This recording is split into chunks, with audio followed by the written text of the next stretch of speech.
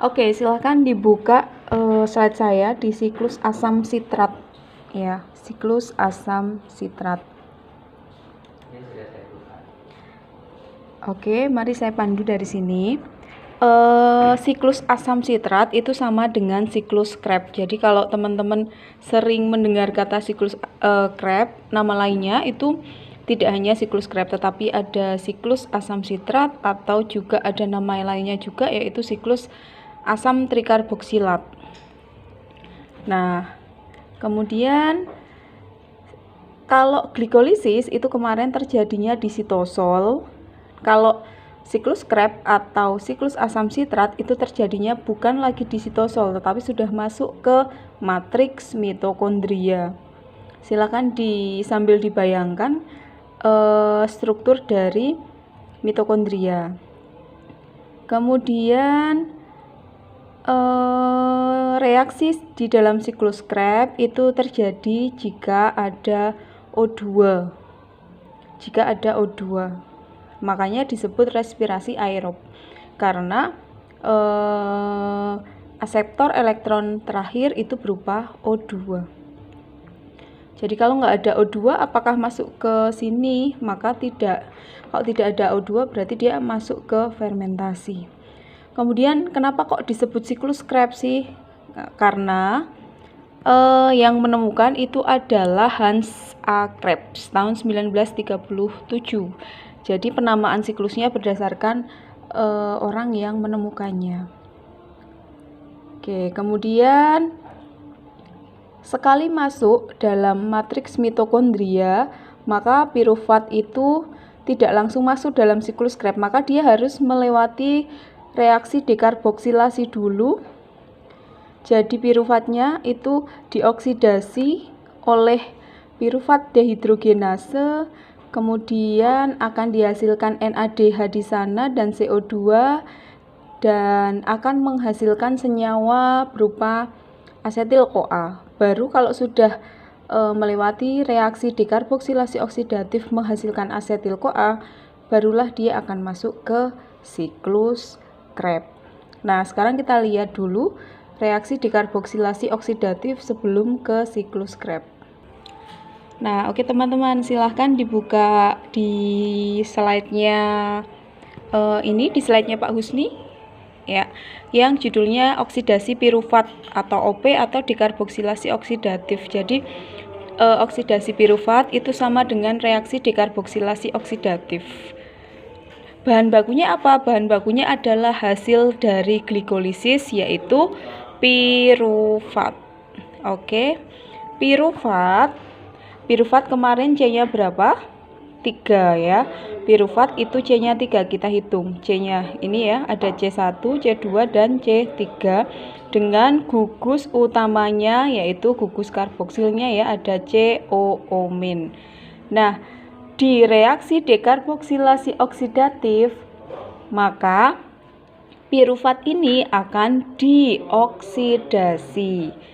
Ingat, oksidasi itu artinya adalah dia melepaskan elektron. Maka elektron yang ada di pirufat ini dia akan keluar. Nah, keluar ditangkap oleh siapa? Ditangkap oleh NAD+, sehingga NAD+ inilah mengalami reduksi. Jadi kalau piruvatnya mengalami oksidasi, tetapi kalau NAD+ ini mengalami reduksi. NAD+ direduksi menjadi NADH plus H+. Jadi di dalam reaksi ini dihasilkan NADH. Sementara itu, akibat dari oksidasi pirufat, maka akan keluar 1 CO2. Makanya disebut dekarboksilasi oksidatif. D itu pengurangan, karboksi itu karbon atau C, oksidatif pengurangannya C tadi karena reaksi oksidasi. Jadi dari pirufat yang C-nya 3 akan kehilangan 1 C-nya, berarti nanti akan menjadi C-nya 2. Nah, kehilangan C ini dalam bentuk CO2. Jadi yang di sini akan hilang. Akan hilang ya, di sini akan hilang menjadi CO2. Kemudian karena ini hilang, maka akan masuk koenzim A. Koenzim A akan masuk di C nomor 1, ya. C-nya tadi kan C3 dikurangi 1 menjadi C-nya 2. Kemudian di C nomor 1 digantikan oleh koenzim A. Maka senyawa ini yang awalnya adalah pirufat, maka akan menjadi asetil-CoA. Sehingga kalau sudah menjadi asetil-CoA, maka asetil-CoA sudah siap untuk masuk ke siklus Krebs atau siklus asam sitrat. Sampai di situ dulu, mungkin ada yang mau ditanyakan, silahkan. Oke guys, kita lanjutkan ke slide selanjutnya, yaitu ke siklus Krebs. Mohon maaf kalau ada suara-suara ya, ini ada makhluk-makhluk astral di sekitar ruangannya saya ini. Nah, siklus asam sitrat atau siklus Krebs itu tadi diawali oleh dekarboksilasi oksidatif atau pirufat oksidasi. Yang tadi itu awalnya bahan utamanya adalah pirufat, ya. Pirufat dari mana? Dari hasil glikolisis. Kemudian pirufatnya akan dioksidasi, ya, sehingga elektronnya akan keluar. Oksidasi itu menghasilkan elektron, elektronnya akan keluar dan ditangkap oleh NAD+, sehingga NAD+ ini akan mengalami reduksi. Reduksi itu menerima elektron. Nah, NAD+ itu direduksi, kemudian hasilnya adalah NADH dan H+. Jadi di reaksi dekarboksilasi itu akan dihasilkan NADH+. Nah, akibat dari oksidasi ini maka juga dihasilkan CO2. Jadi pirufat yang tadinya C-nya 3 akan keluar C-nya 1 di sini dalam bentuk CO2, sehingga tinggal C-nya ada 2. Kemudian CO2 yang ada di sini itu digantikan oleh koenzim A. Jadi koenzim A-nya nempel di sini. Tetap C-nya tetap 2. Jadi inilah yang namanya senyawa asetil-CoA. Nah, kalau sudah menjadi senyawa asetil-CoA, maka dia akan masuk ke siklus Krebs. Nah, coba sekarang Anda jawab ya, siklus Krebs itu terjadinya di mana? Ayo. Kemudian apa yang dihasilkan? Silakan dijawab. Oke, kita lanjutkan. Sekarang kita masuk ke siklus Krebs. Jadi siklus Krebs tadi bahannya apa? Bahannya adalah asetil-CoA. Asetil-CoA dari mana? Dari dekarboksilasi oksidatif. Jadi di siklus Krebs itu terdapat 8 tahapan. Kalau di glikolisis itu ada 10 tahapan, kalau di siklus Krebs itu ada 8 tahapan. Nah, ini di setiap tahapan sudah dinomori ya, nomor 1, 2 dan seterusnya sampai nomor 8. Di nomor 1 apa yang terjadi? Di nomor 1, jadi awal mula siklus Krebs itu asetil-CoA hasil dari dekarboksilasi oksidatif masuk ke dalam siklus Krebs dan bergabung dengan oksaloasetat membentuk asam sitrat. Jadi pertama kali yang terjadi di reaksi nomor 1, Anda tulis sendiri, asetil-CoA mengalami kondensasi dengan oksaloasetat. Kondensasi itu artinya adalah bergabung dengan oksaloasetat membentuk sitrat. Oke, Anda lihat di sini, ini ya, asetil-CoA bergabung dengan oksaloasetat, maka akan membentuk sitrat. Oke. Nah, di pembentukan sitrat ini maka koenzim A, jadi asetil-CoA setelah bergabung dengan oksaloasetat, koenzim A-nya ini, koenzim A di dalam asetil-CoA itu keluar. Jadi setelah menjadi sitrat tidak ada lagi koenzim A. Oke. Ya, saya ulangi sekali lagi ya. Reaksi pertama adalah asetil-CoA berkondensasi atau bergabung dengan oksaloasetat, kemudian mengeluarkan koenzim A. Ini koenzim A. Kalau koenzimnya A sudah keluar, maka senyawanya disebut sitrat. Nah, kemudian kita lanjut ke tahap selanjutnya. Tahap selanjutnya adalah perubahan dari sitrat menjadi isositrat. Jadi sitrat itu diubah menjadi isositrat. Nah, pada tahap yang kedua, maka asam sitrat ya atau sitrat ini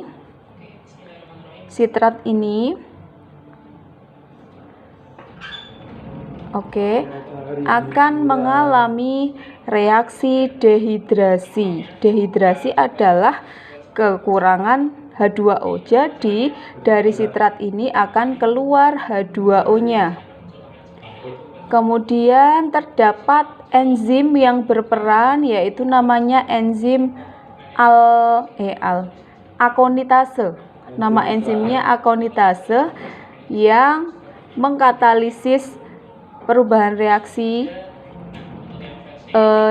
dari sitrat menjadi isositrat.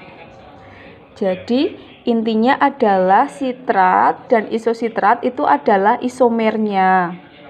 Nah, kalau di reaksi 2, sitrat itu akan mengalami dehidrasi, kehilangan H2O.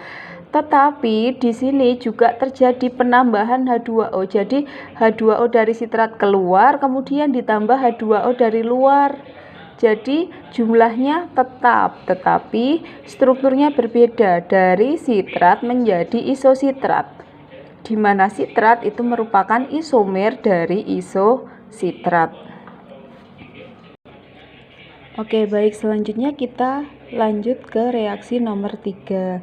Nah, isositrat tadi hasil dari reaksi nomor 2 akan dioksidasi.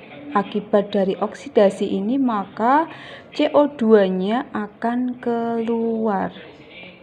Oke.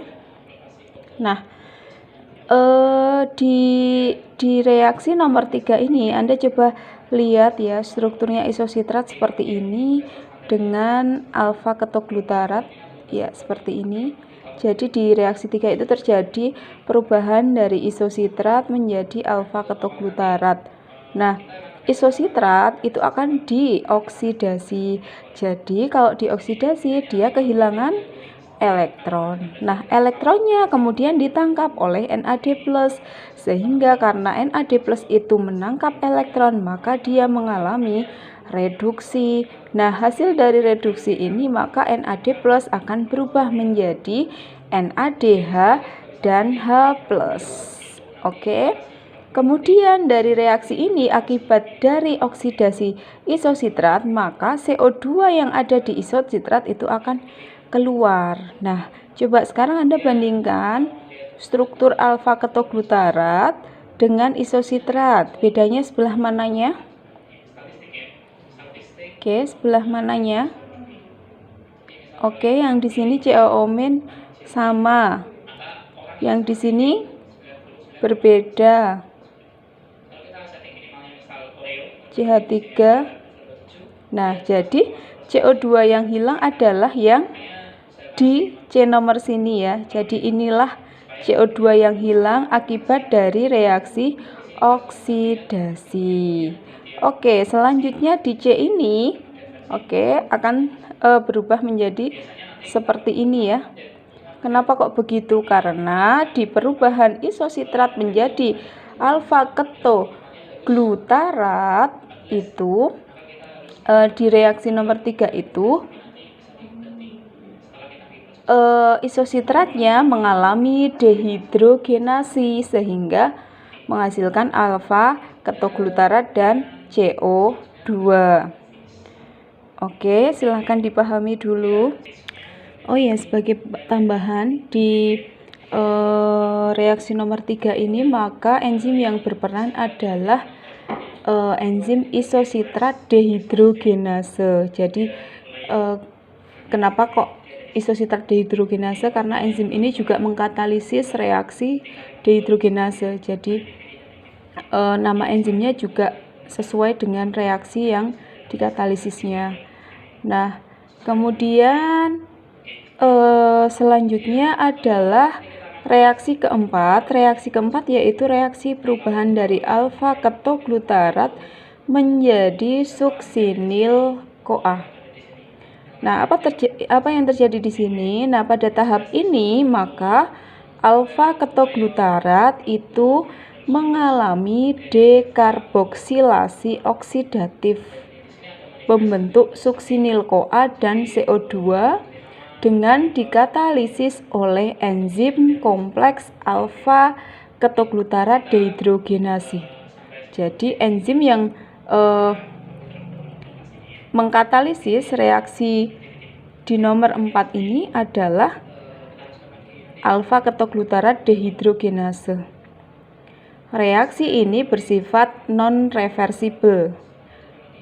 Kemudian reaksi ini merupakan reaksi oksidasi yang kedua. Seperti reaksi oksidasi yang pertama, 2 hidrogen dan 2 elektron ditransfer ke NAD+ menjadi NAD+ dan H+. Ya, jadi di sini juga dihasilkan NADH. Lah, reaksi yang pertama, oksidasi pertama yang mana yang ini? Isositrat menjadi alfa ketoglutarat. Kan ini dioksidasi. Kemudian elektronnya keluar, kemudian mereduksi NAD+ sehingga dihasilkan NADH. Nah, ini menghasilkan NADH pertama kali. Lah, NADH yang kedua adalah di reaksi 4 ini, yaitu reaksi antara alfa ketoglutarat diubah menjadi suksinil CoA. Jadi, di sini alfa ketoglutarat itu mengalami oksidasi juga. Ya, selain oksidasi juga mengalami dekarboksilasi, sehingga namanya juga dekarboksilasi oksidasi. Artinya apa? Artinya akan terkurangi jumlah C-nya karena oksidasi. Jadi alfa ketoglutarat itu dioksidasi sehingga elektronnya keluar, kemudian ditangkap oleh NAD+, sehingga NAD+ itu mengalami reduksi. Akibatnya apa? Akibatnya NAD+ akan diubah menjadi NADH dan H+. Nah, di sini terjadi penambahan koenzim A. Jadi CO2-nya keluar, kemudian ditambahkan koenzim A. Jadi strukturnya seperti ini. Ini koenzim A. Dan di dalam oksidasi ini keluar CO2. Oke. Oh ya, sampai di sini dulu. Tadi saya ada yang kelupaan ya, kan di sini tadi itu dekarboksilasi itu sumbernya kan pirufat. Lah, pirufat hasil glikolisis itu kan ada 2, berarti yang masuk ke sini asetil CoA-nya juga ada 2 dan seterusnya. Jadi jumlahnya menyesuaikan hasil dari glikolisis. Oke, hasil dari reaksi nomor 4 ini adalah suksinil CoA. Nah, kemudian suksinil CoA di reaksi nomor 5, suksinil CoA akan diubah menjadi suksinat. Oke. Suksinil CoA akan diubah menjadi suksinat. Nah, ini suksinil CoA, Anda lihat strukturnya akan diubah menjadi suksinat. Anda lihat di suksinat tidak ada koenzim A, berarti di sini nanti ada pengeluaran koenzim A. Nah, Anda lihat di sini ada ATP yang keluar, sehingga terjadi fosforilasi. Fosforilasi itu penghasilan ATP. Ya. Nah, sekarang saya akan jelaskan reaksi nomor 5. Silahkan dipahami. Sebentar, saya zoom reaksi nomor 5 nih. Nah, di reaksi ini maka suksinil CoA, produk dari tahap sebelumnya. Suksinil CoA itu adalah senyawa yang berenergi tinggi. Suksinil CoA ini tidak kehilangan gugus CoA-nya melalui hidrolisis sederhana yang akan membuang energi bebas.